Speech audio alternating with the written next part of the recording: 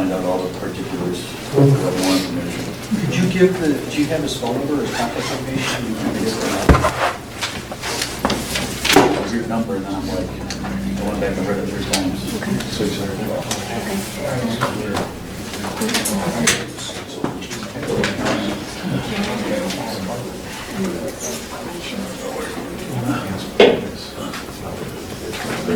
Sean Ramirez's phone number for the website.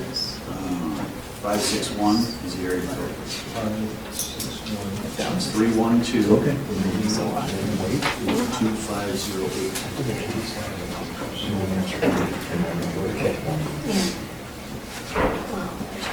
Thanks. Yep.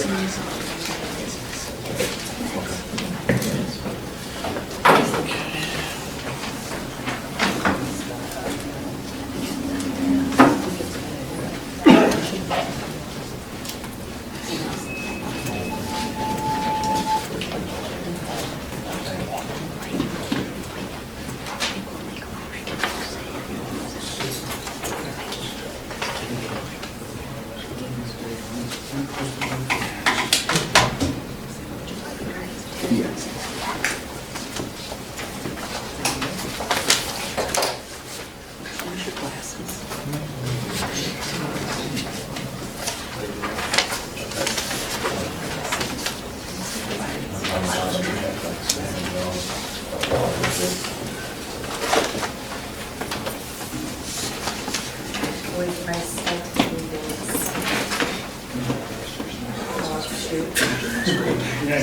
do it again, guys. Yeah, I got mine scheduled for April, and then when I give mine for campaign purchase, I think it just used last year. And they're like, oh, okay, fill out whatever you want, we'll just sign it. I'm like, okay, good. Want something bigger so you can see it? And my gear's ready to go off. Yeah, that's fine. Yeah, because the new ink and so it's a good time.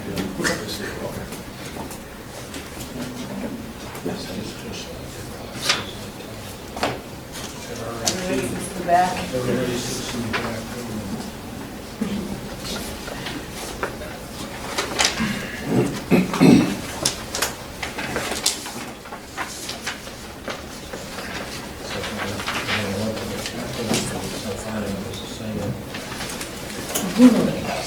So I had a teacher one time that screwed everybody up. He waited until back up, started waiting for him, and then he just started teaching him. Started their stage time. Oh, that's me. You do that also? Well, at least once. It was not like her also, didn't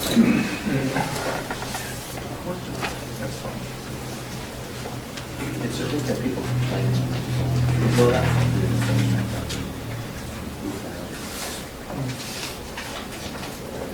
before so.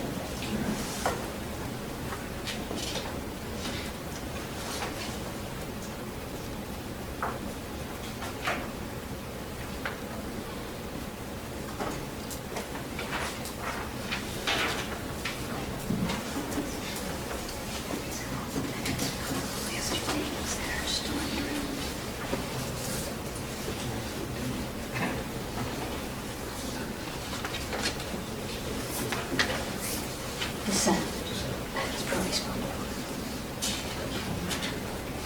Yeah, they denied.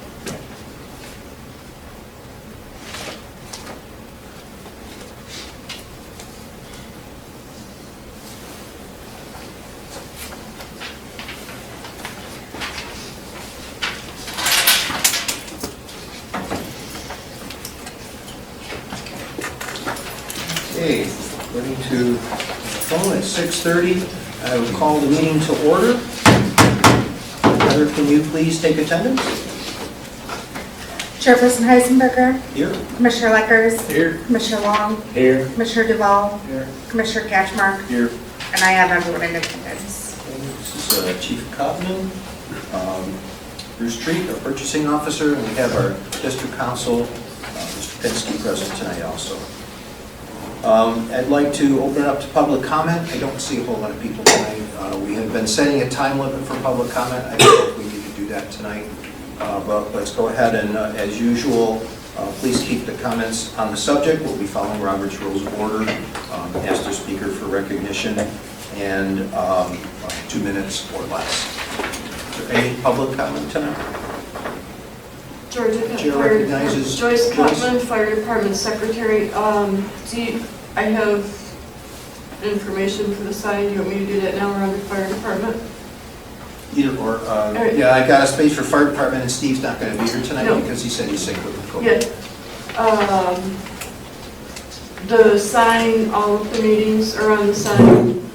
The district meetings are scheduled on the sign for a week before.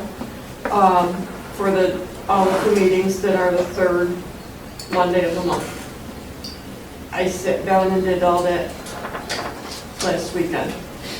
So they're all on the sign. If Okay. there's any changes or any other things that need to be put on there, sooner rather than later, because I have had a crud for the last frickin' month, and I don't really have the time to get down here until Saturday morning, but more notice is better.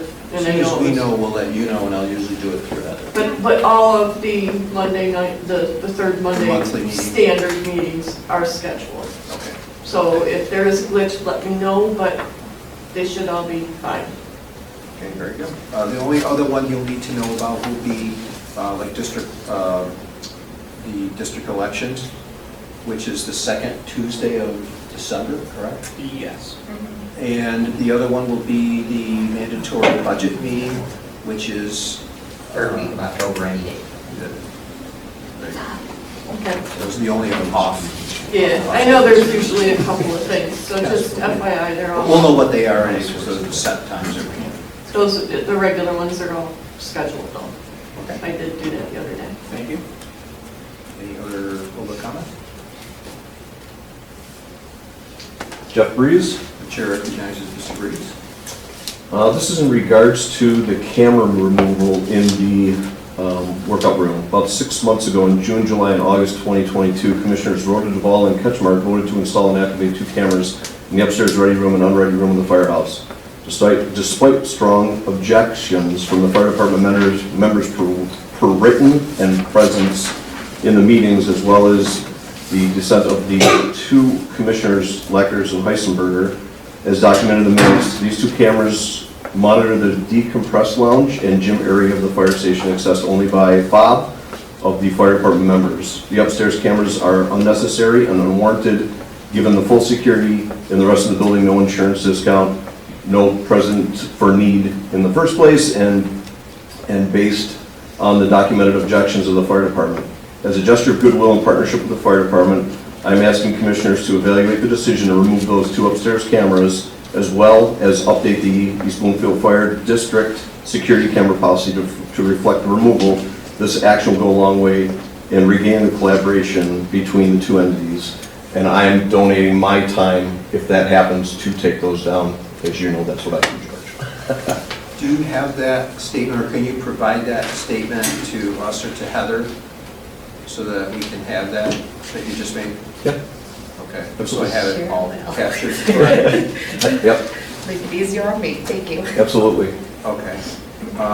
We'll take it under advisement. What I would recommend we do is reconvene the camera committee. We can talk about that and make a motion or so about that as we get into other portions of the meeting. Okay. Okay. And then I have one more thing in regards to the district polos. If they haven't been ordered yet, I'm asking for that order to be canceled and not paid for by the district for the 2 commissioners that we're going to have them blocked through the district. District polos? Polos, yes. Okay. So I'd ask that that be removed, and if further down the road there are polos needed, it's paid for individually by the commissioners instead of the taxpayers' money. Okay.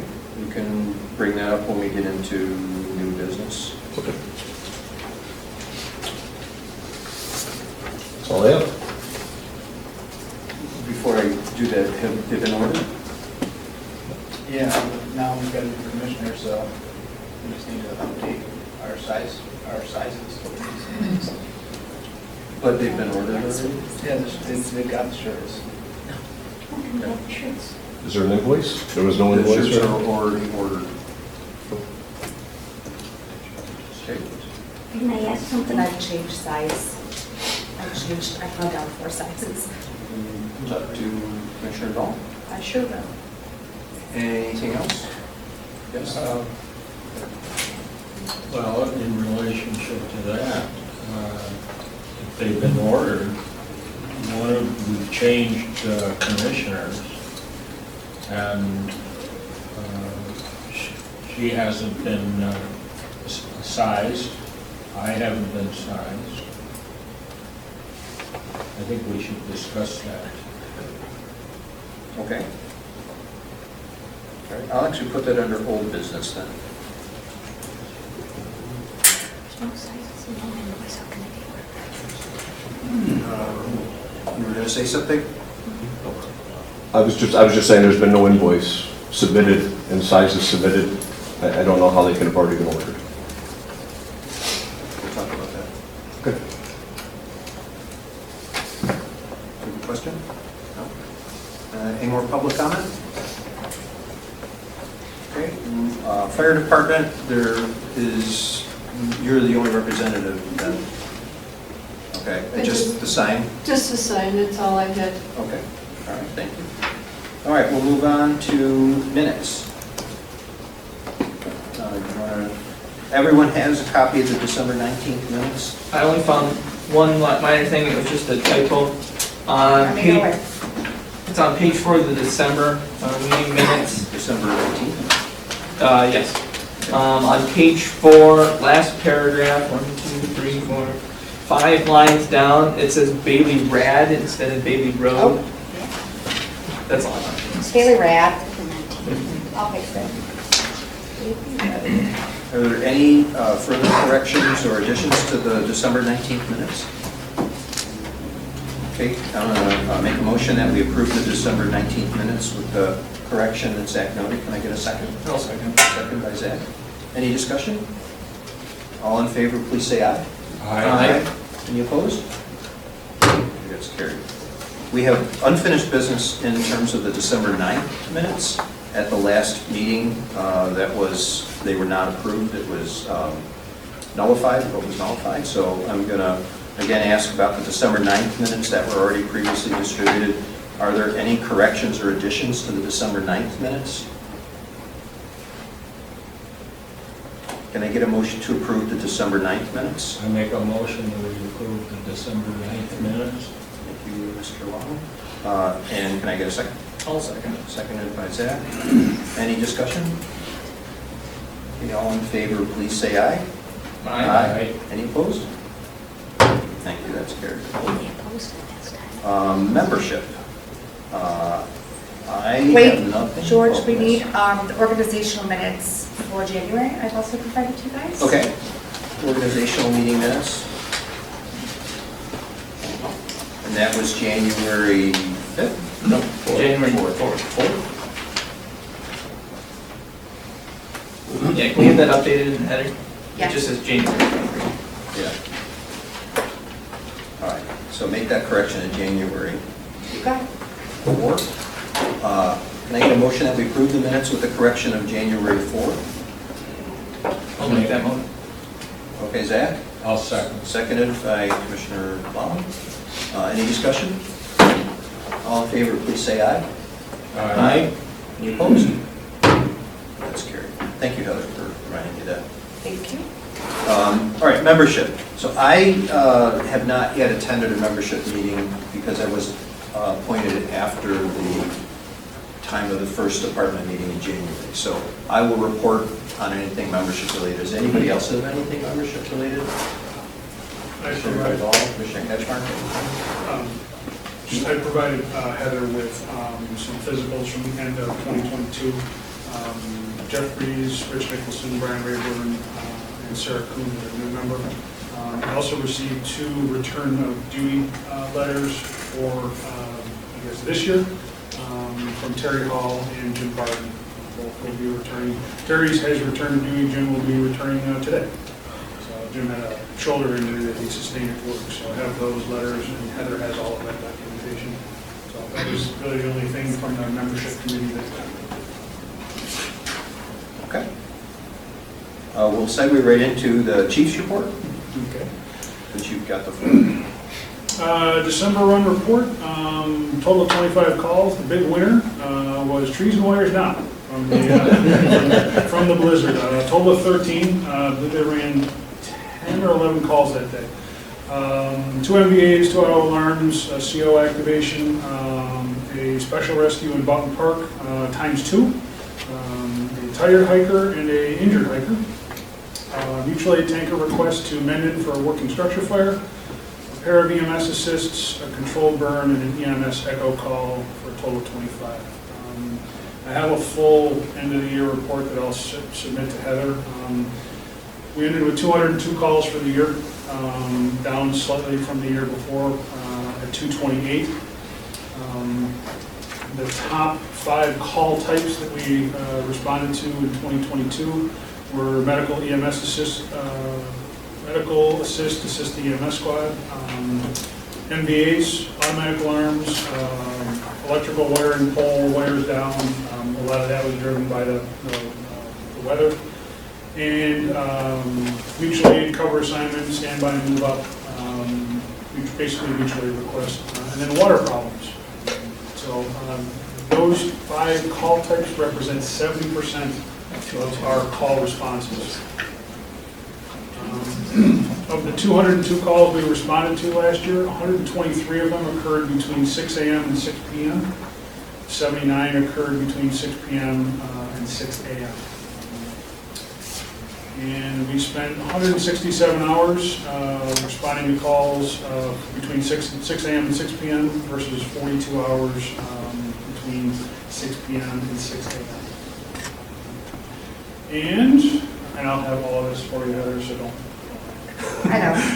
Just with those notes. Total manpower hours invested for the entire year, just on emergency responses, not training, not other events, 1,462 hours of manpower invested. I have all of this information for Heather, which you can distribute to you folks. I have 2 oath of office from Corbin and Bill Smith that need to be filed.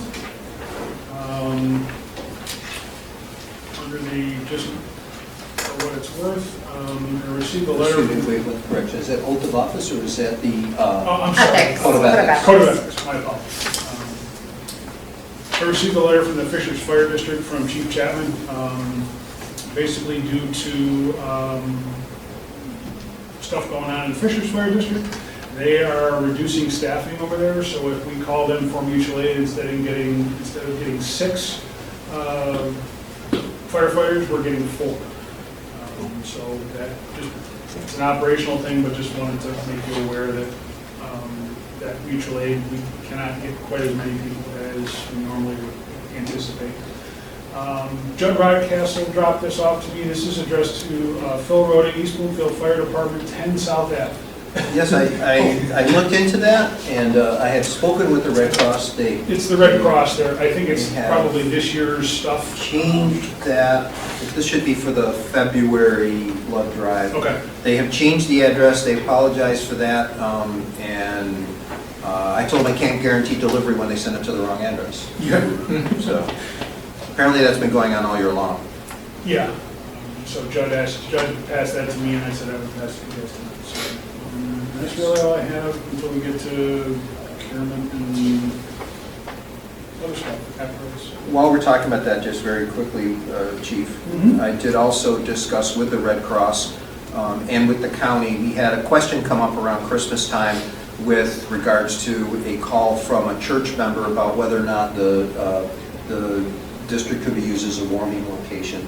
And according to talking with the county, the preference is no. The preference is to refer people to the Red Cross. They have already pre-established locations throughout the community. And the Red Cross did provide me with contact information, so should that question come up again, I have a direct contact to refer people to. The firehouse is not a preferred location because it's going to be headquartering first responders, and we don't have food, we don't have cots. There are, I think, if I remember the list from the most recent blizzard, I think there's 2 or 3 fire departments in the county that do offer that, but it's very limited and it's known within the community, but it's not a, jump on the Red Cross website and you can go here, or here. So part of it too, I know, is that they discourage some of that to avoid people being out on the roads in the weather. And it's kind of a last ditch, if you've been in your house for 3 days and it's 40 degrees, then yes, go find some place to get one. But I'll give you that Red Cross information. That'd be great. The preferred agency is the Red Cross. Okay, perfect. Are you all set? Yeah, I'm good. Okay, I'm going to segue to procurement. Yeah, number of things going on here. George, do you want me to talk about the installation of the windows? Yeah, go ahead. Okay. There was a defective window in the ready room, which was replaced, but unfortunately replaced with the wrong window because the manufacturer, the Graves Brothers, who's doing the work, did not receive the right window initially. They put that window in, and the third attempt will come tomorrow, I think around 8 o'clock, to get the window in that matches the rest of the windows in the warehouse and the station. And hopefully that'll go okay. They're going to set up a couple ladders and do a scaffold. So it's hopefully not going to require a lift. We had a lift in here and it didn't work that we rented from Admar. They did not charge us for that, got it out of here quickly. That's the story on that one. I don't expect any charges at all from Graves on this. They are taking some responsibility. They're working on that a little bit, but I think we're going to be okay with no charges. And the only reason I say that is because they had to come out 3 times now to make this happen, and it wasn't all their fault. But the first time they replaced the window in the district office. Yes, thank you, George. So that is correct. The first time they were here, they replaced the window, the correct window, well, It's close. A replacement window. yeah. Okay, the next issue, we had the inspection of the co-ray heaters in the truck bay, and the cost for that was $160. And if you add the Admar scissors into the mix there, we're talking about a total of $375. I did get another quote from United, which rental for the scissors, and that was like 40% higher. United does have presence in Rochester. Another thing coming up tomorrow is the annual inspection of the elevator, which requires a witnessing test too. That's coming from ALPS and Otis. The cost from Otis is included in the annual maintenance agreement. And the witnessing test and 4 annual inspections, periodic inspections, that total number came to $332. Now, I didn't seek out quotes on this. I know we've been using them, and I'll tell you why. This is a woman-owned business. It's a minority business. The state requires that you use minority when you can, even if the price is... This is Alps or Otis? Alps. I'm sorry, Alps. Even if the price is higher, percentage-wise, within, I think, 15%, they're giving it. So, there are other people in the area that could do that testing. Peter gave me an email, and apparently we need a backup battery for the siren. The siren controller, the box in the radio room that's on the wall. It has a backup battery in it, and the battery has a 5-year lifespan, and it's due to be replaced. I did a quick Google search a couple weeks ago with some information Ben Moran provided me. It's like $25. I think Bruce has found one even cheaper. So it's just to keep that controller up and running should we lose power, but for the generator. So do you need a motion for approval of that? I didn't mean to interrupt. Yeah, Just keep rolling. the pricing on that, yeah, they're so close between Amazon and Battery Mart. I guess the only reason, I think Battery Mart might be a little, maybe $1 or $2 less. The issue here for me is I'd rather go with somebody that's their business, batteries. Amazon sells everything. You might, I think we get a little more support out of Battery Mart than we would Amazon or something like this. Doesn't work, you just send it back, so. That's it. Yeah, it's how much? I'm sorry. Yeah. Gonna be about $32.95. That includes shipping. Okay. I'll make a motion that we get the siren controller battery replacement. We'll say not to exceed $35. And can I get a second for that? I'll second. Second by Zach. Any questions or discussion?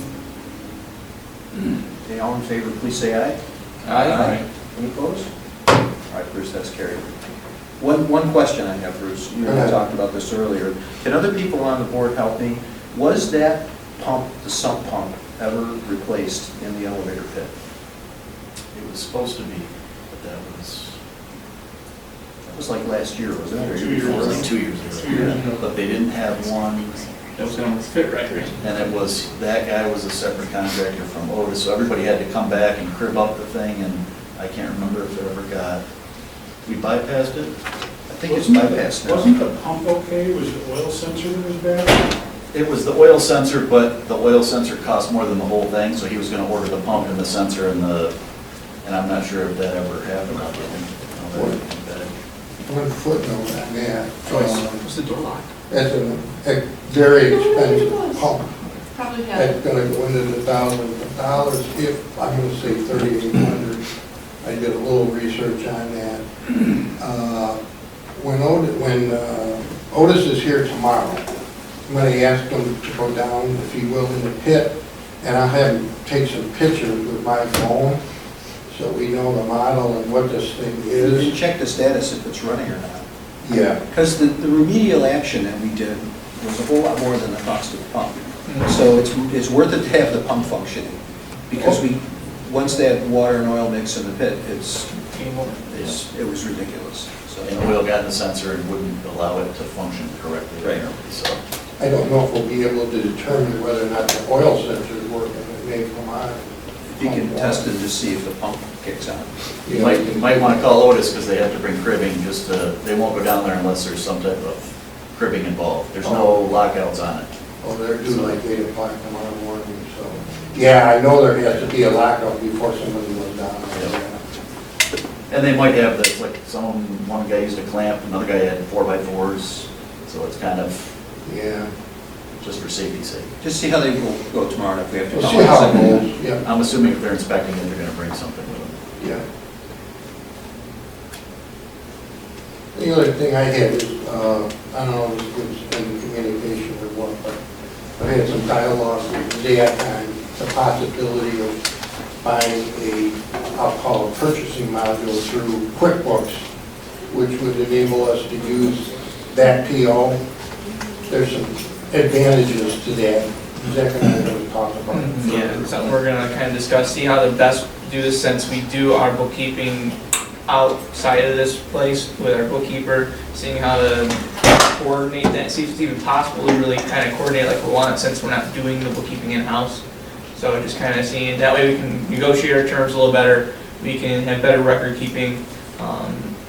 And like, I think the one with the AD pads is a perfect example of, you found their errors, what, twice in their invoice? Yes. So having a way to just check to make sure things are accurate, and just, something we gotta discuss. And it becomes an electronic record Right. too, instead of filing hard copies. I'm sure the accountants will love it because now they have a place to go for the purchases, the majority of them. Right. Okay, so we got working.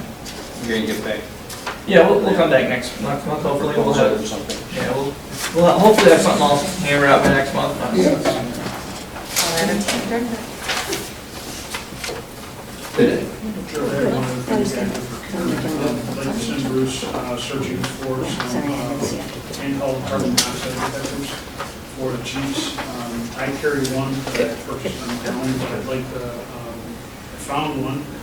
It is very similar to one that we currently have on the apparatus. It's a 5-year, up to 5 years for $180.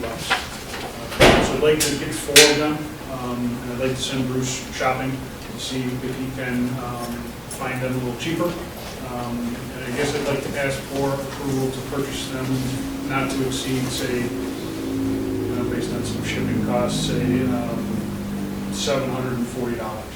And this would be out of the chief's budget? This would be regular equipment and gear chief's budget for the year. Yeah.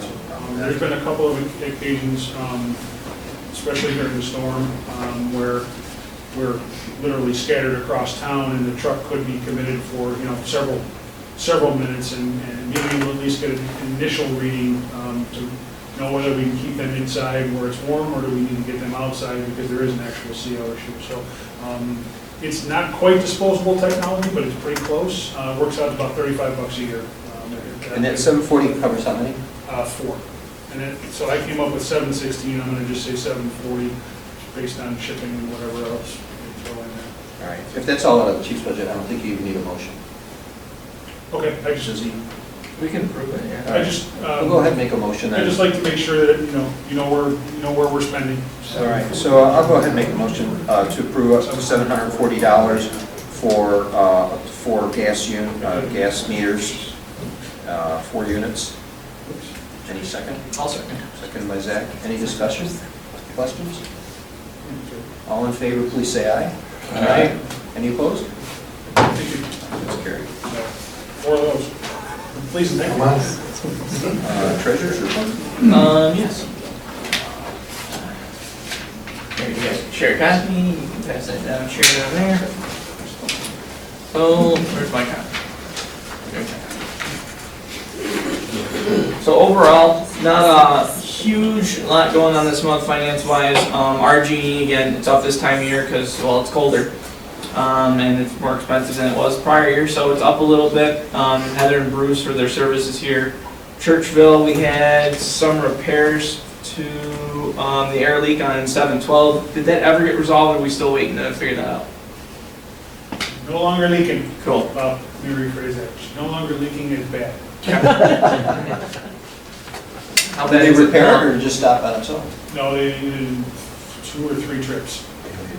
They had to replace a main crossover valve between the primary and backup tank, as well as a large quantity of fittings across the chassis.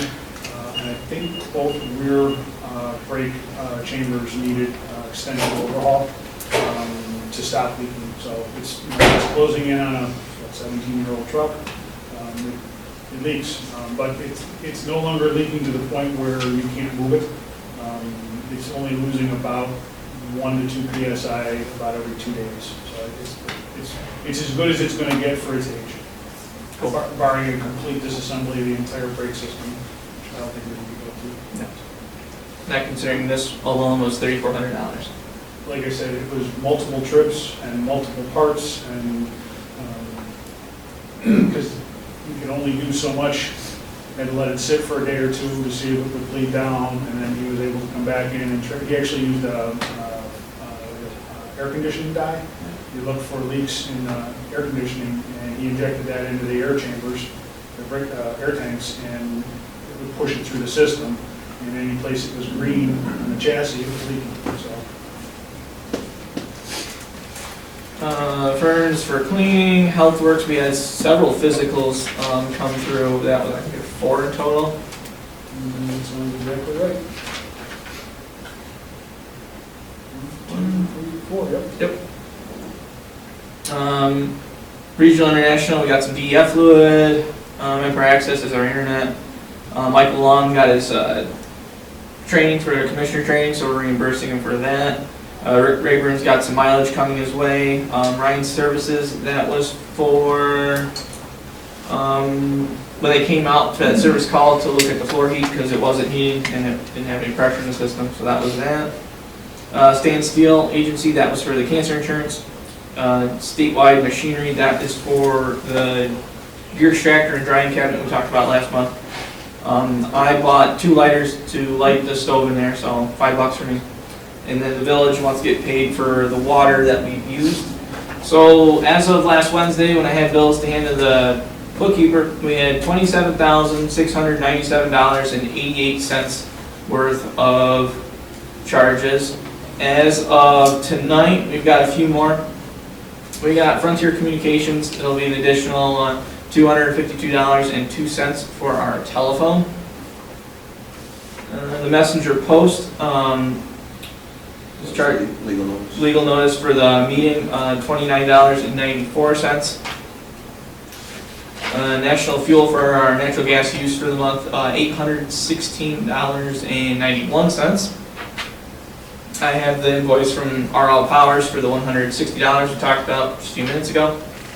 And then Ryan sent me Hood Contracting's invoice for plowing and salting, a total of $575, bringing the grand total of bills to be paid to $29,531.75. Any questions on those bills?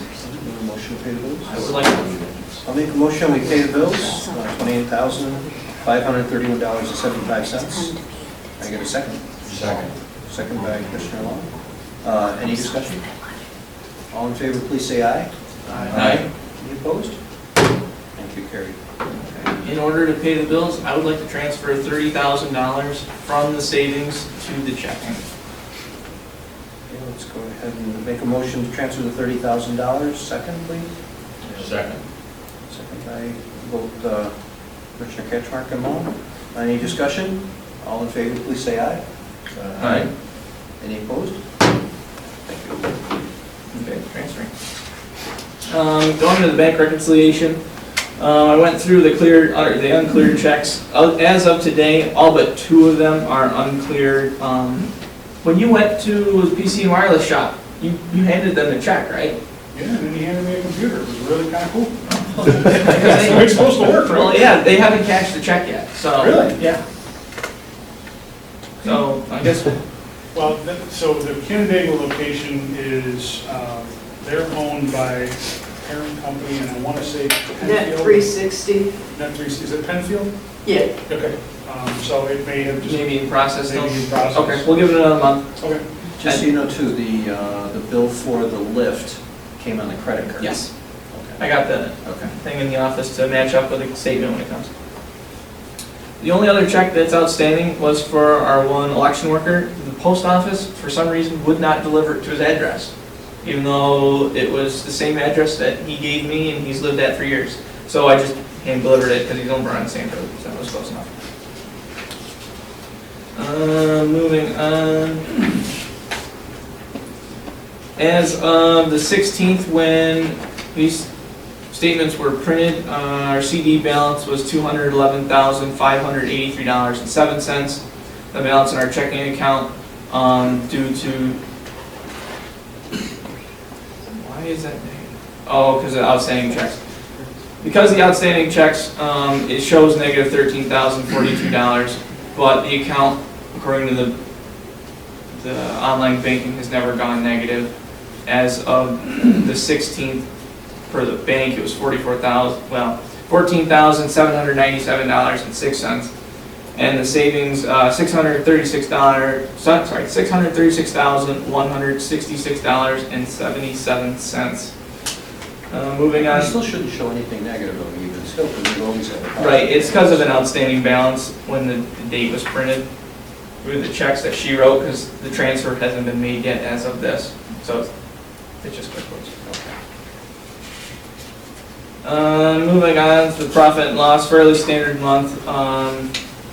the biggest was the purchase of the equipment, or the gear extractor and dryer. Everything else falls fairly well in line with typical expenses for a month. As of the end of the year, now bear in mind, these do not include the additional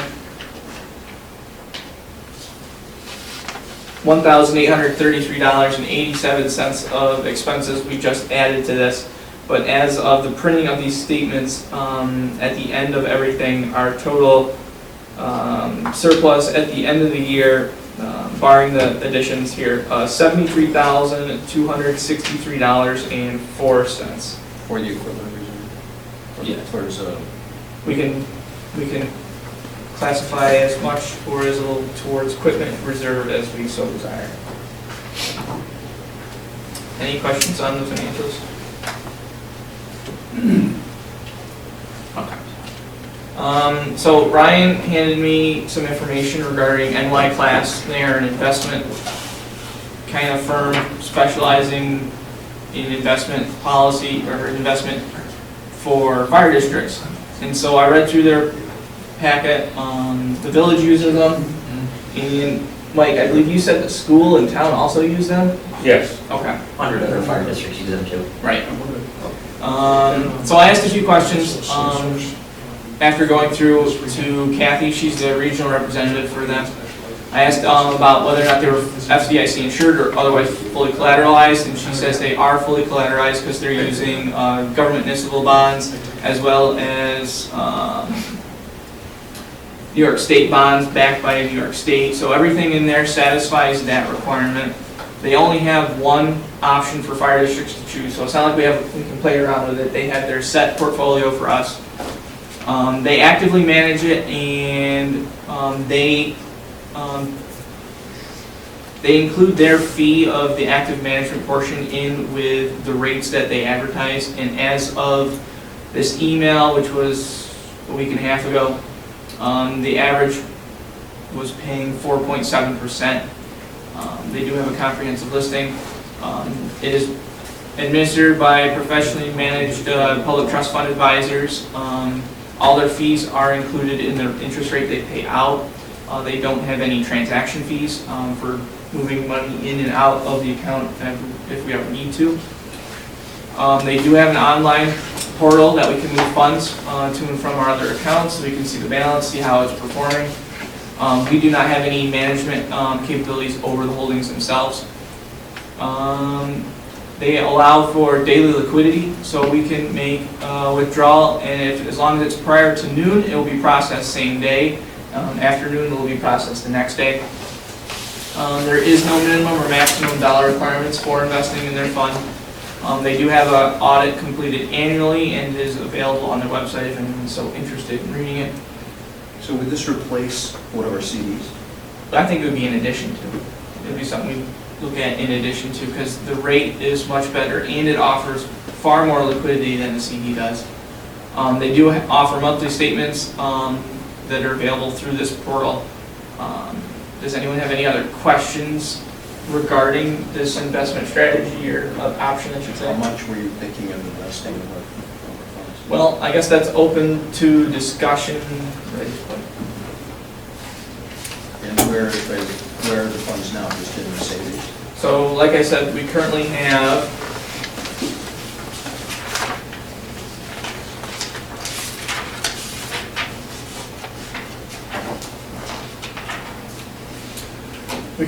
that 211,583 in the CD. Now that CD, if I'm not mistaken, matures in October. So that will free up those funds for potential reallocation either into a CD, into this fund, or elsewhere. We currently have $636,000 in the savings account. I think it would be prudent to look into do this, as it is getting a much better rate than a savings account is. Savings would be 0.5%. I forget. Let's see if it says it's not much. Is that savings a reserve account, or is that this year's money? This is it's what's in the savings account. But I mean, are the funds from this year, or are they from prior years? They're from prior years. So is it from a reserve? I have to pull up my spreadsheet that calculates all the different fund balances. Okay, that's cumulative. Yeah, Okay. I haven't updated for this year, but I have it on the computer.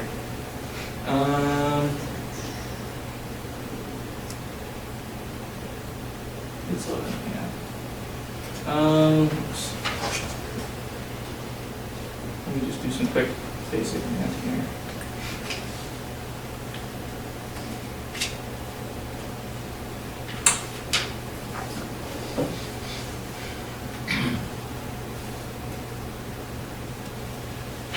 Well, basic math says it's at 0.2% annual. So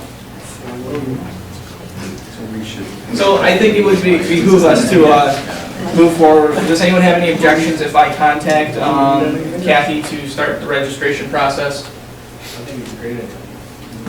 Somebody want to make that a motion? Minimum or no penalty. There's no minimum, there's no penalties, and there's no transaction fees. So that's what I saw when I read through it. It looked like if we needed money, we could It's just as easy to get out, and it's not not locked up like a CD, so. Somebody want to make a motion? We'll go ahead and. Do we want to put a dollar amount? Do we want to start with just even 400?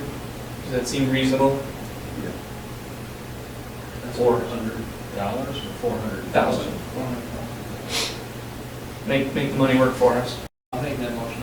We put 400,000 in the NY class. Second? We got a motion from Ryan to move the money into this new account. We got a second. Any discussion? All in favor, say aye. Aye. Aye. Any opposed? That's carried.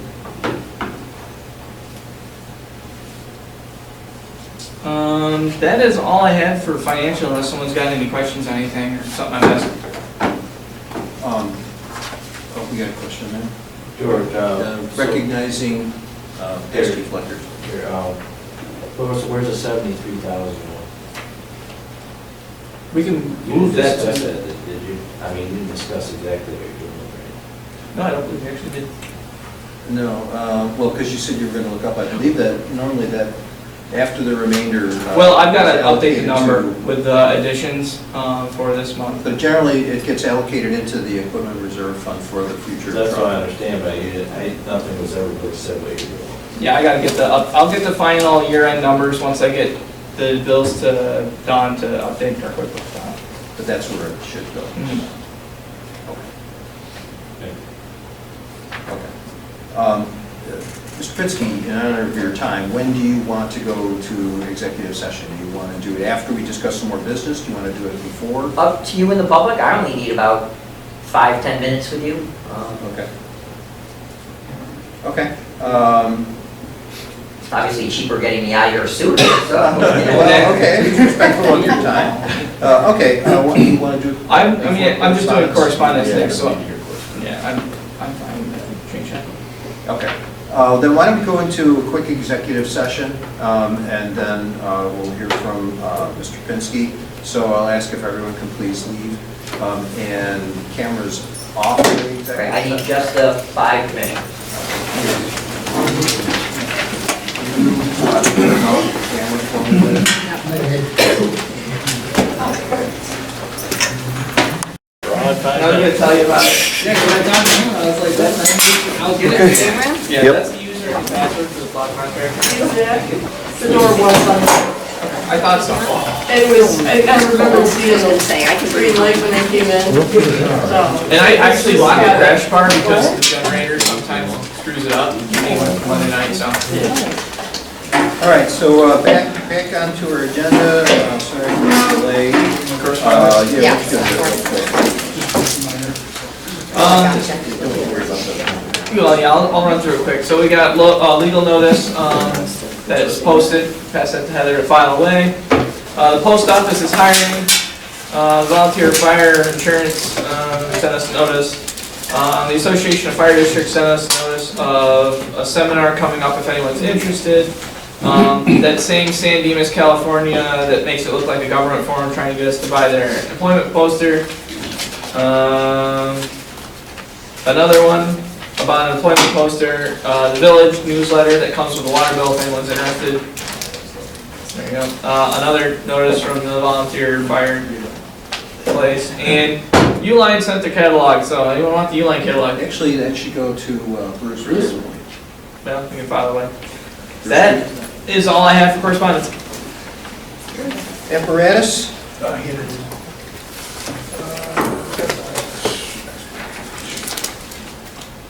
All the undercoating was taken care of, December 27, 28. Ben Moran was very helpful on the 28, moving trucks around. As mentioned previously, the air leak on 712 is as good as it's going to get. Still waiting for some LED lights and a module for 752 to correct the open door sensor issue.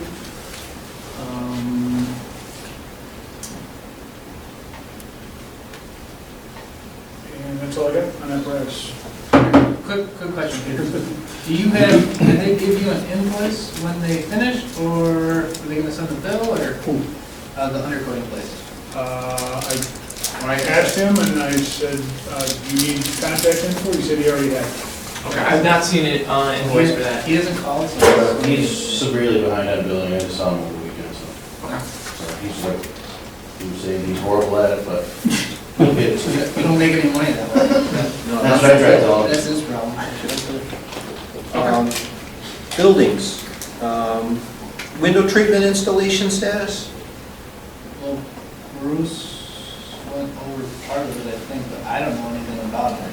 That was, So I saw that there was a sample in the district office, and last I heard when I talked to Carl, is he was gonna order the parts, or the blinds. Did he, do you know? I have no idea. That was a loose end in the last commission. I'll look up Carl's number and I'll give him a call. I know he's not working with us, but I just want to know if he's ordered them or not. I mean, Yeah. I don't want to order Yeah, we don't want to order a second set, right?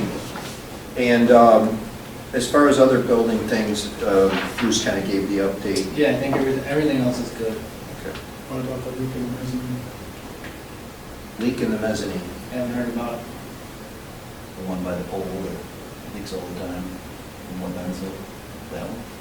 There's 2 buckets on the floor upstairs in the mezzanine. I thought you guys were made aware of that at the last meeting. So he showed us it, but then Ryan Services was coming out, so, but I never. Well, Ryan does the plumbing, but the roofing was Proctor. Okay, so, yeah, I guess we'll have to. If you go upstairs, there's still 2 buckets sitting in the middle of the floor. I noticed them the other day when I was up there. I had to fix that big screen bricks, and I see there's 2 buckets strategically placed in the middle of the floor, so I'm assuming it's still leaking. I forwarded pictures of it at the time of the leak. It was the day we had a really heavy rain. It was a while ago. Okay. Yeah, because we went up with Ben after the Yes. organizational meeting, he showed us the one by the ID that was dripping. I think it was a bucket for that one, but I didn't know what the. Proctor had been up there before doing the roof work, but Graves also does roof work. So if you want to set something up between Bruce and Yes. have Graves come out and look at Well, it, Graves is gonna be here tomorrow, are they not? they're going to do the windows. So if we just. That won't be Graves, that'll be a subcontractor. Yeah, the guy that just does the windows. Oh, You okay. probably got to talk to their salesman or Latorno or one of the other ones. Okay. If you want to work through Bruce, you Yeah, can. But either Proctor or Graves should look at it. Yeah, I'll talk to Bruce about it and see how we'll handle it. Because I thought that was like already being handled. Again, that was a task thing I didn't know about. Grounds. Over there. Let me just back up the buildings Yeah. real quick. I just need to bring up, and kind of go over some of you guys about the extractor installation. I have the estimates for both plumbing and electrical. So what you're looking at is the laundry room off of the gear storage room. If you can imagine, so if you're looking at that top picture, the floor drain in the floor there is where the extractor is going to be tied into. The good news is that drain has already got a trap in it, so we don't need to worry about going down below the concrete, putting the trap in. However, the drain is going to come through that wall on the left-hand side, that's the concrete block wall. On the opposite side of that is the cascade fill station in the link, approximately. The original plan was to basically take that set of base cabinets and countertop and jack it up the thickness or the width of a 2x6. let the drain go underneath there. But Derek brought up a good point, and I have not yet confirmed this with code enforcement, is that I don't know what we can, because the plan was to basically jack that up, bring the drain in, and then build a false wood floor over the top of the drain, so that that pipe could just sit on the concrete and then elbow into the drain. But Derek brought up a point, that's not probably ADA compliant, and this building being a public building, I don't know that we can do that. So I have to confer with Ken over codes. I just have not been able to do it. And I also need to get the. Because it would the door height too high or something? No, the Floor changes. The floor height changes. You say you need a ramp. Yeah. So, right now, the plumbing work, comes in at 4,400, and the electric work comes in at 2,323. The plumbing is quoted with all cast iron and copper, because that's how the building was built, and we're going off of the codes. And again, when I get a chance to get Kim over here, maybe we can revisit that. It doesn't necessarily maybe need to be cast iron. Cast iron pipe right now is apparently more valuable than anything. How much did he say it had gone up, do you remember? Oh, it's ungodly, Yeah. it's ungodly. Long story short, I'm still working towards getting the final numbers for the install on this, but it may involve saw cutting that floor and flushing that pipe and then, putting a concrete patch over the top. Are you guys good with that, or do you want to explore other options? Because I'm wide open. The problem is that we have no real other floor drains in the building other than the truck bay. And that's not It's all going to feasible. start with the code enforcement, because it's going to have to meet code, Right. no matter what. Well, the plumbing install will meet code, so the question of whether or not we can put that false wood floor in, if they give us a green light on that, then that number will stand. If it doesn't, and we need to saw cut that floor and come in flush, then I would imagine it's going to go up.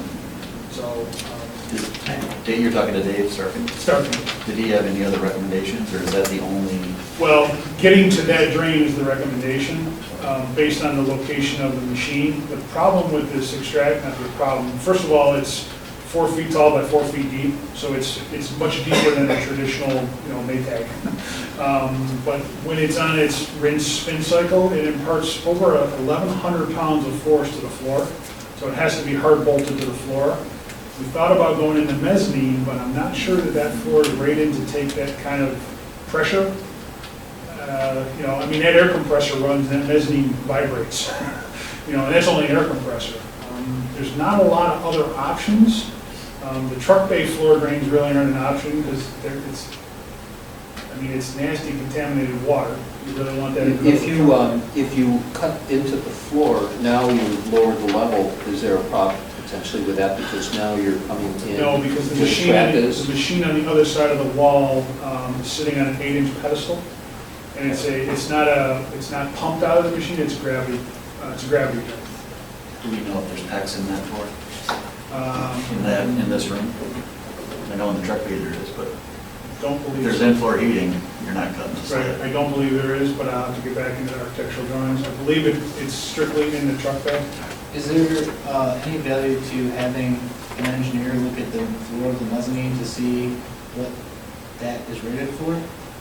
Well, not if he's going to intend to put it below, it's going to be below it, not up above it, below. Oh, okay, 'cause then, well, he said. So that's why he said can't ruled out above.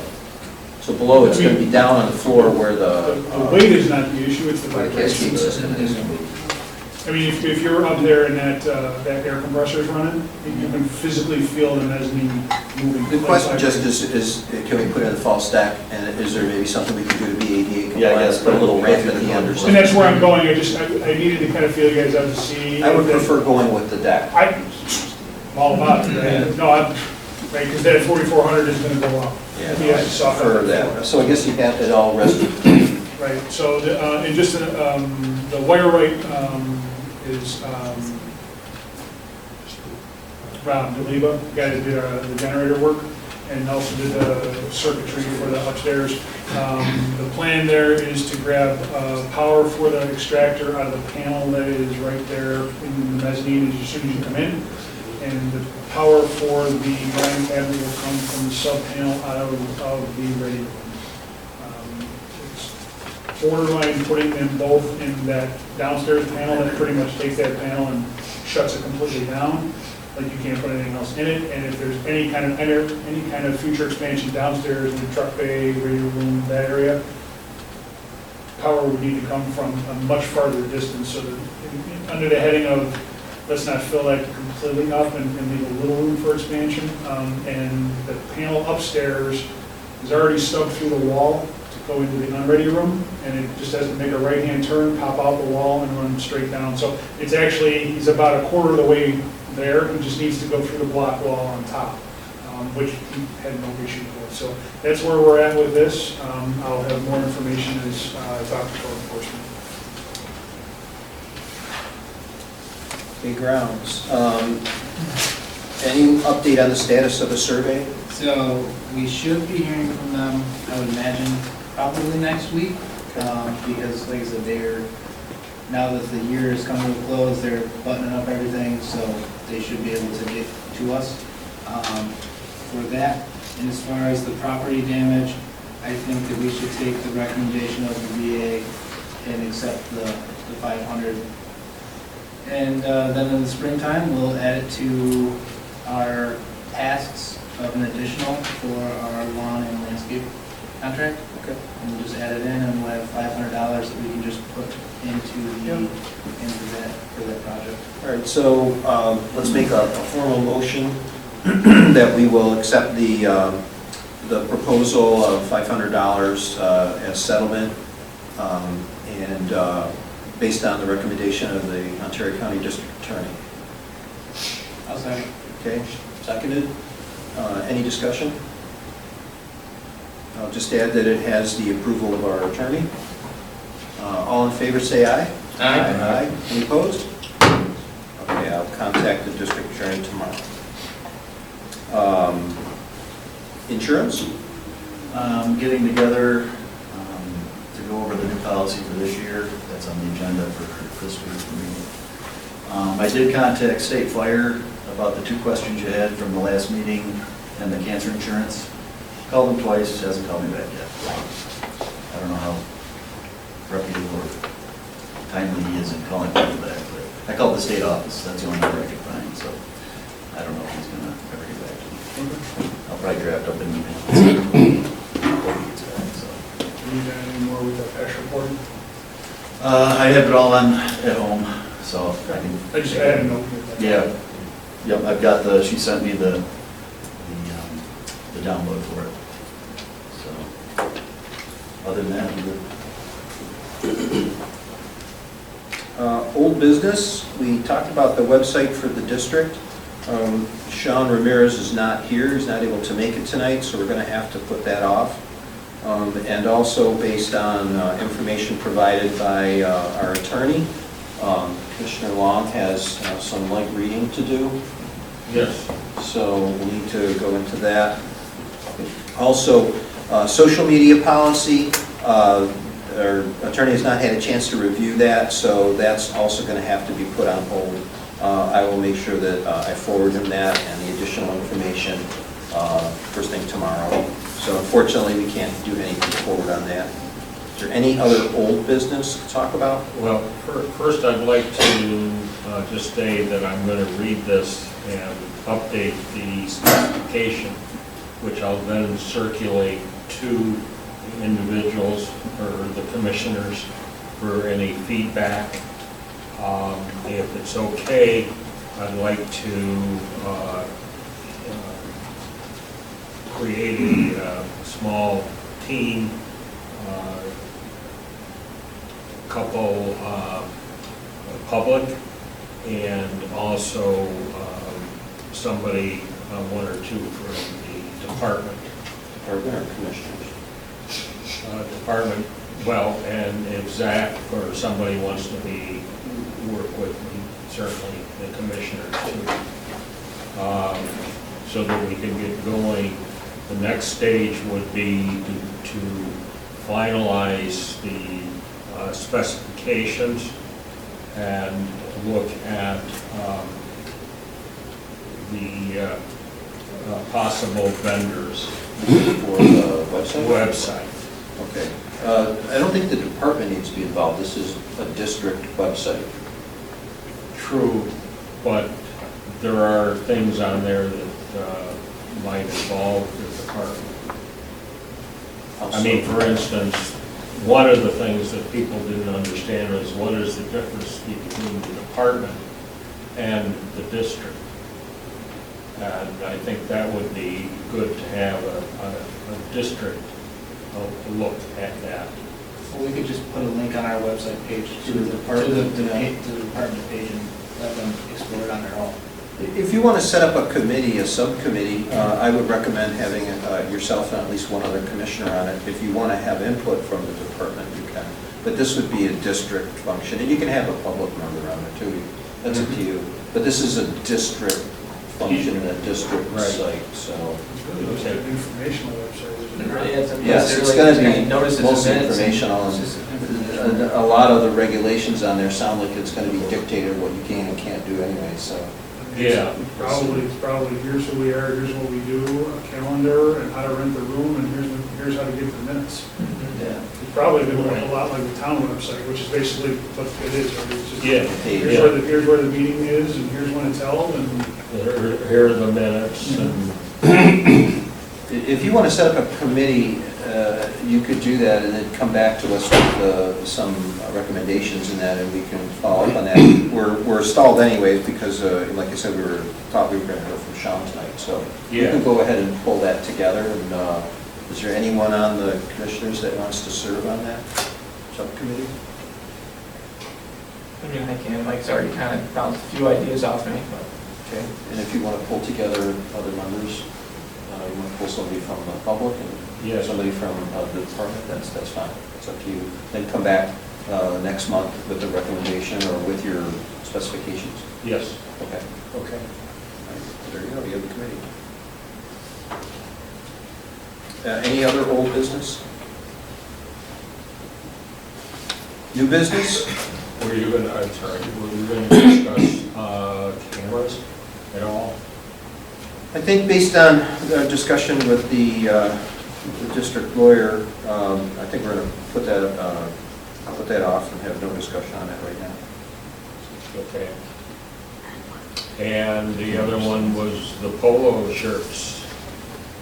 Supposedly they've been ordered, but what I heard was they've been ordered several months ago. So everything was on back order. They were waiting for shipments because they get shipments in all together. So the sizing is kind of irrelevant because now they have all the sizes in. It's just a matter of finalizing it of the size and what, who's getting them, which now is worked out because we have a different commissioner. So as far as everything goes. So they've been ordered, but they've not been made?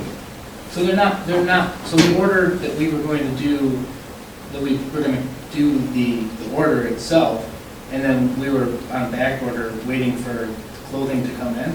Now their stock they've got their stock replenished, so they can start making them.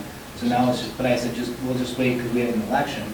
So now that we have a new commissioner, now it's just a matter of finalizing if anybody wants a size change or anything like that. So now that Mike is on, we're going to have to get his updated information, and it's just a simple phone call and we'll be here. Can I cancel my shirts if I want to? I suppose you could. I mean, we had the minimum to make, Well, I don't want one. You'd have to have two. Well, two, I don't want two. And one of the other individuals doesn't need one because he's no longer a commissioner. If it's possible to cancel mine too, I would cancel mine too. I don't really need them at this point. Okay. Well, I can make a phone call. I'll call tomorrow and see what our obligations are. Okay. And then we'll go from there. Well, should we reconsider the request? I have another question.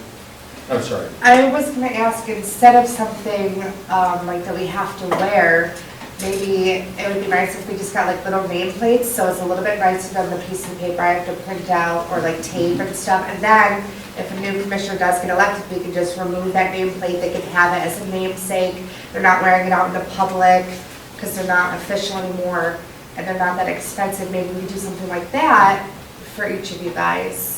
Instead of like a shirt that you're wearing out.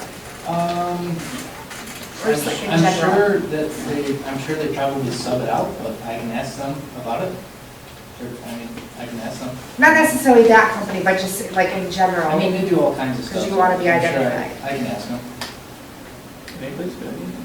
I think everybody with a nameplate, because we're using paper ones now. Yeah. Oh, that's, Okay, you want to find out and get back to us next meeting? yeah. All right, thank you. Anything else? I think that's it. Yep. Go ahead and finish. We're on new business. Yes. I had a request through the ambulance squad. Candidato Emergency Squad has a enclosed box trailer similar to our water rescue trailer. And they built a new ambulance space out there. They tore down the old barn where they stored the trailer. It was falling down, and they're looking for a temporary home until they can get a place to store it.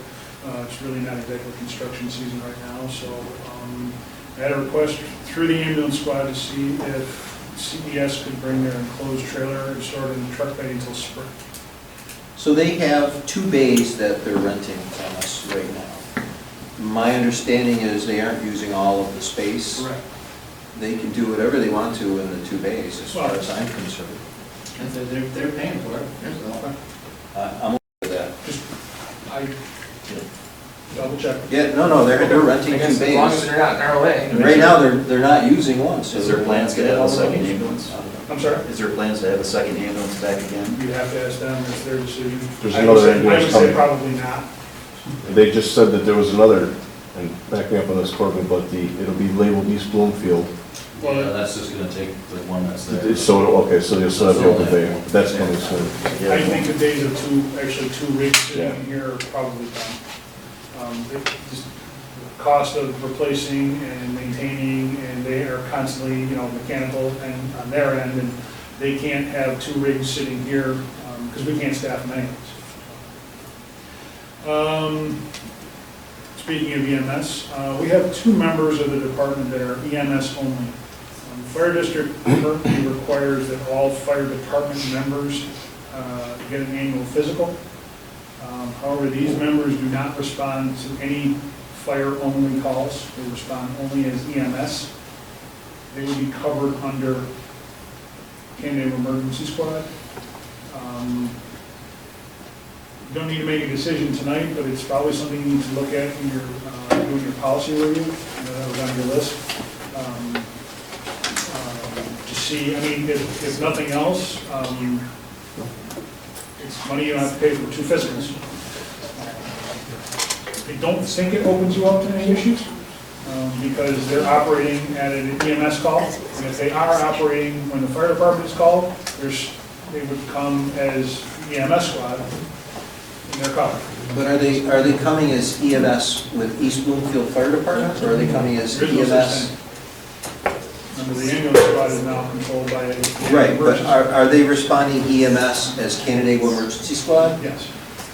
That's the only... They're not responding as East Bloomfield Fire. They're the same then as somebody else, if Matt Sproul decides to show up to a call. So, fire department is fire department. Yep.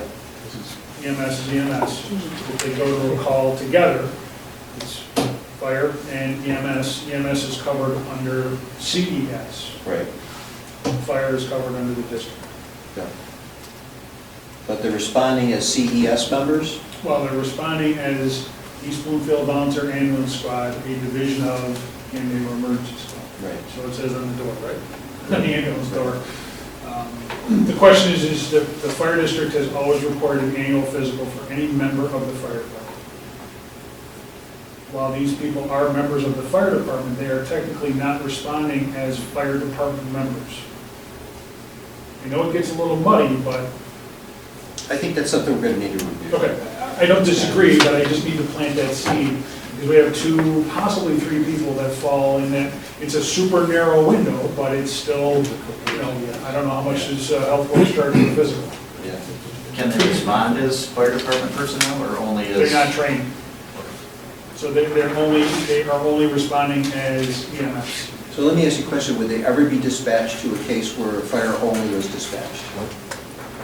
No, because if they're dispatched, then they're dispatched as the ambulance. They're dispatched through CES as. So they're as dispatched East to Bloomfield 911. ambulance. So let's say we'll do a carbon monoxide, right?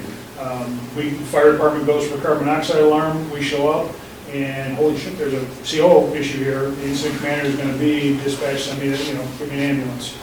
They're going to be toned out, it's an official call, it's East Bloomfield ambulance, but remember, it's a division of Canadian Emergency. So here's the other thing too, is there's VFBL, Volunteer Fire Benefit Law, if you're hurt, injured. There's VABL, Volunteer Ambulance Benefit Law. It covers the ambulance side of things. It's real narrow, it's only a couple, 2, 3 people, but I was asked the question and now you've been I asked the think we gotta look question. into it. Yep. It's $75 a physical. Okay, so it's $150 savings for 2 people. I'm not so much thinking of it as for the dollars. No, I'm not it's for either, legal but- ramifications. Right. And then, I don't think it opens you up to any liabilities, because if they're dispatched to a call, they're dispatched. It's an actual call. And they don't operate as firefighters because they don't have the training. okay, something to look into. Okay, and the last thing I have is, the fire district is required by law to prepare a map every year of the district. This one is from, I think, 2017. You're saying you want a new one? I'm thinking that would be a good idea, and part of it too is because of the district change on the east side of town. It needs to be updated, so. Who did that one? This is all obtainable through the county, through their GIS division. To whom should I hand this to? I'm getting up towards a busy part of my tax season here. I don't know if I'm the best Somebody option. want to work with that? It's probably gonna go on the website.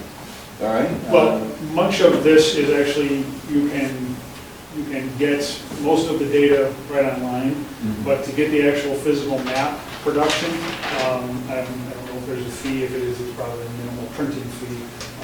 But it's something that needs to be done and needs to be updated. Can you give them a starting contact, maybe? Ontario County GIS. Okay. There you go. All right, you want to take that on? Okay. Sure. Okay. Commissioner Long, thank you. When it gets down to it, I can tell you what we're looking for and the information we need on it. And then want to do some multiple copies. Part of this was born out of that 14 or 15-year-old kid that was missing a week and a half ago now. The chief staff, incident commanders, we don't have a good roadmap of the town. Something we can lay out and, Sharpie and mark around and everything else. So part of this too, I wanted to look into getting maps printed, but also getting them laminated so that we can take them out in the field and utilize them. Because we conducted a 4.5-hour search for this kid, covering lots and lots of territory across town. So it would have been really helpful to kind of, okay, we've done this road, and I did it from memory on the whiteboard in the back of the chief's truck, and it worked okay, but after a while, it's like, where exactly have we been again? So there's a little bit more to this. Okay. Before I forget, the first part of the new business I want to make sure we do is that I'm going to make a motion that, again, per the advice of our lawyer, that we adopt the election affidavit, and he has a sample in his book. So I'm going to make a motion that we do adopt the recommended version of election affidavits for future elections as recommended by Brad Pinsky. Is there a second to that? I'll second. Okay, second by Zach. Any discussion or comments? And that'll apply to all future elections. All in favor, please say aye. Aye. Any opposed? That's carried. And for the benefit of the public, that is, if a person shows up to vote and they're not on the list of registered voters, they fill out an affidavit that said, I, so-and-so, affirm that I am a resident of the East Bloomfield Fire District. They cast their vote, that goes into a sealed envelope, goes to the Board of Elections. Board of Elections confirms if they are or not, and if they are, the vote is counted. Can only be done the day of election at the time of election.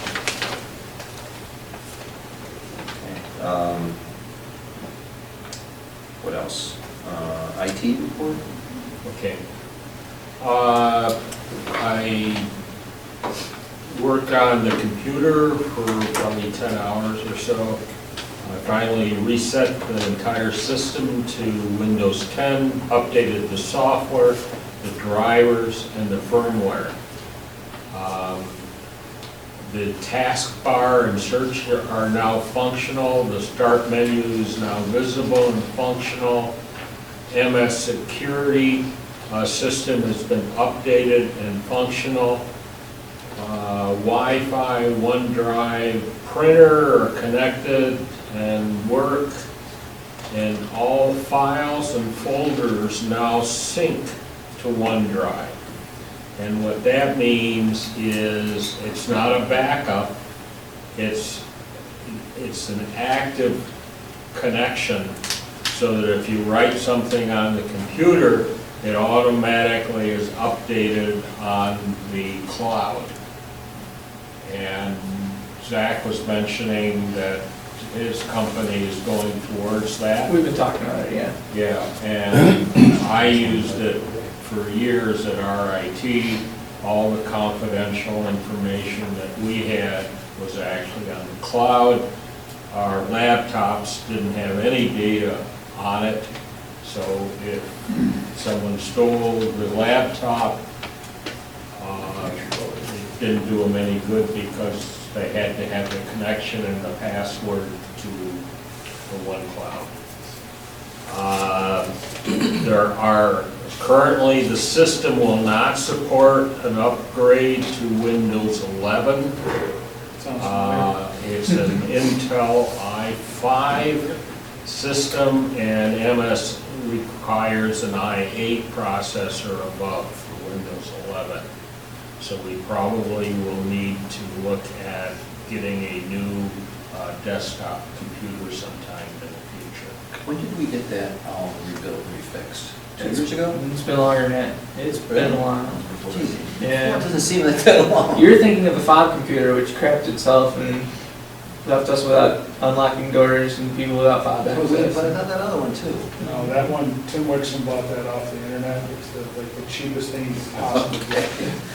Right. And also, I want to just thank Mike for his work. Now, I had all the files backed up, but remember back in November when the computer originally crashed, all the files were back. They're back? So even your insurance folder, I believe, is there. So thank you, Mike. Good. All right, there are a large number of files and folders. Downloads alone contain over 160 folders in the download. So people who were downloading stuff left them there. And there's folders and installed programs that date back to 2017.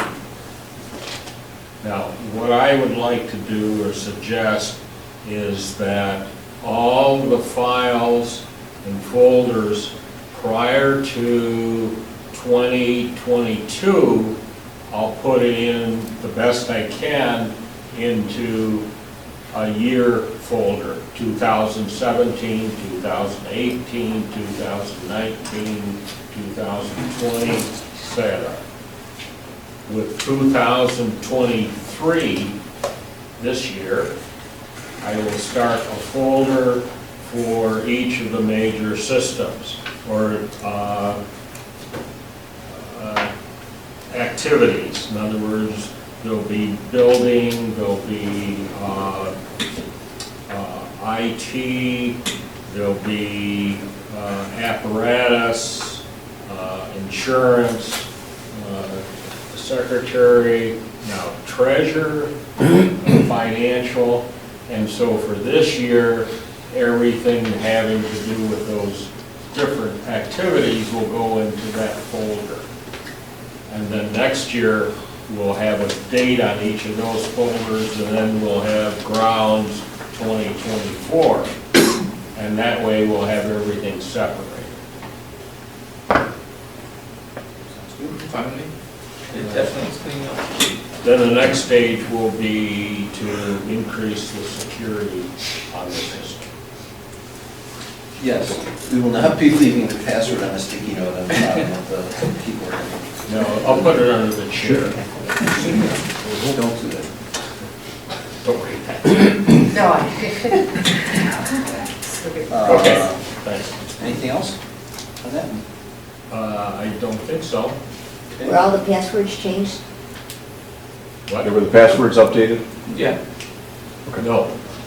well, I changed them before you started. They were changed at the beginning of the year. Okay. Yeah. They're not the same as they were previously. Okay, and there's house numbering on here? Yeah, so I was going through the many files that are back in there, and I came across a folder that had house numbering on it. I'm kind of curious, I opened it up, and that was probably a bad idea. But what I found in there was back in between 2009 and 2011, there was discussion between the district and the town board about coming up with a standard numbering sign for all of the addresses. And I talked with Pete about it, saying, was anything ever done? Because it was just kind of, there was nothing else in the folder but a couple letters back and forth, and there was no other information. And based on our conversation, nothing ever really happened with it.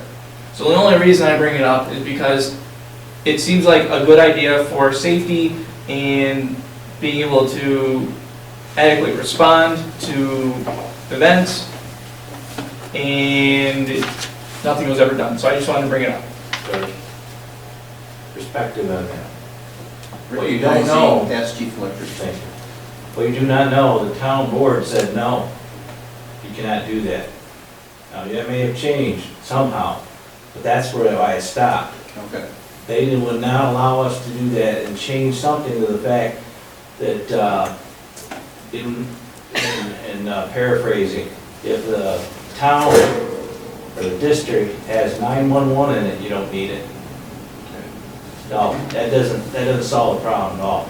So it kind of went away because of Google. It would have to be a cooperative effort between the town and the district. I know some towns have done it. They mandate that everybody has to change their numbers to a specific size number and placement.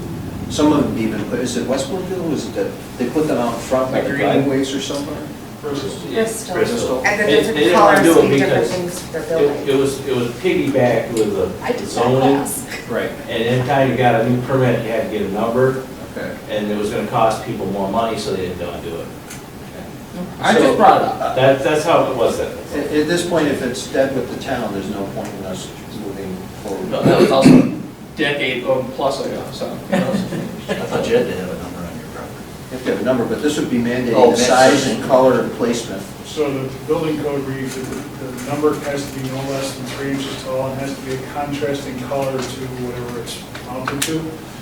That's all well and good if you're 35 feet from the street, but if you're 700 feet from the road, obviously a house number doesn't do much good. But the main issue is once you get outside the village, house numbers become very difficult to find on mailboxes. Or they're only on one side Or of the only on one mailbox. side. Mailbox Or they're not correspondence. reflective. So they're not reflective, and just to tack on it, Bristol, their town board adopted a building code variation. Basically, if you're building or doing a renovation, when you get your C of O, your final inspection, you have to have it's either green or red with white reflective numbers on the mailbox, and the code enforcement officer, it's part of their final, walkthrough checkoff. And if it's green, it's a traditional legacy construction. If it's red, it has some or all lightweight construction components. Lightweight construction components typically can fail up to 3 times faster than traditional lumber. So if you're driving in Bristol and wondering why you see red and green signs all over the place, that's why. It helps because when the incident commander pulls up, or even their firefighters know, holy crap, it's got a red sign, this house has either some or all of it is built of lightweight construction. You had to put one on my meter box. The red sign. You had to put a Sticker. You had to put a sticker on it that identifies truss construction in your house. Probably has a V, Yeah, I think and so. it probably has an F or an R or both. your house has some level of lightweight construction in it, and it's on a meter box as part of the International Building Code. If you did a renovation or when you built it, that identifies to us that a portion of that house, so V is the building type 5, and the F and the R indicate floor or roof, and if it's FR, then it's both. Lightweight construction in fire is very, very susceptible to early collapse. Been firefighters killed by going through the front door and falling into the basement because the fire burns a hole through the floor.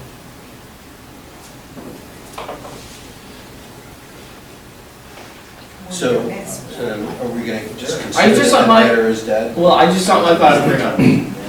Is it something you want to follow up with the town? Sure, I can follow up with draft a letter and see what you guys think.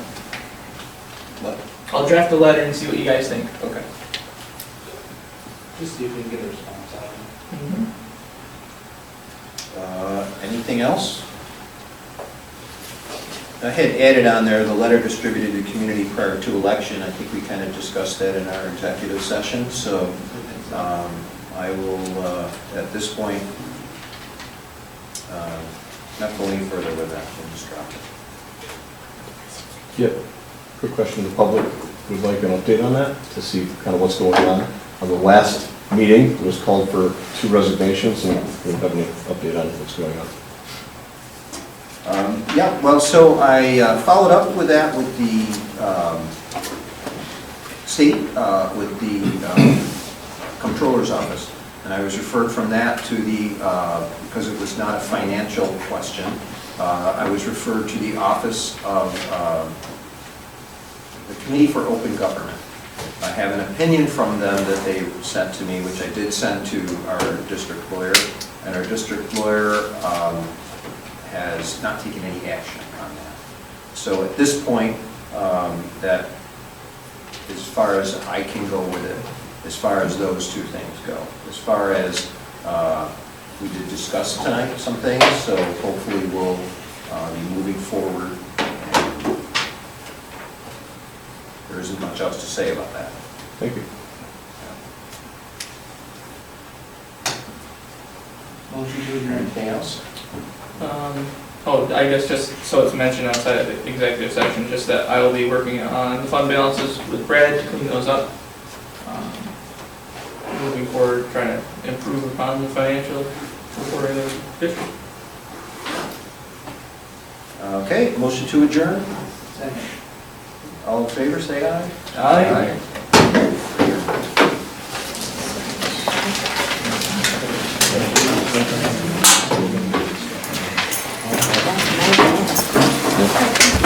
Yeah, it's copy of your